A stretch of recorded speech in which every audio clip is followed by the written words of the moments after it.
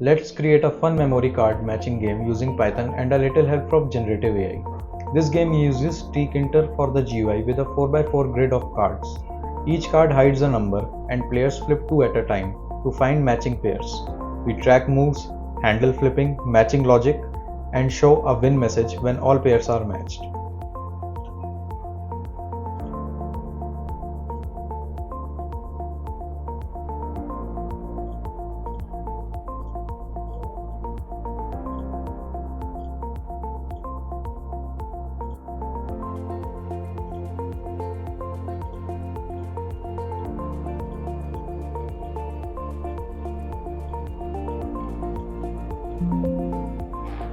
We used DeepSeek Coder to optimize the card click logic and ensure smooth gameplay transitions. Want to build AI-assisted Python games like this?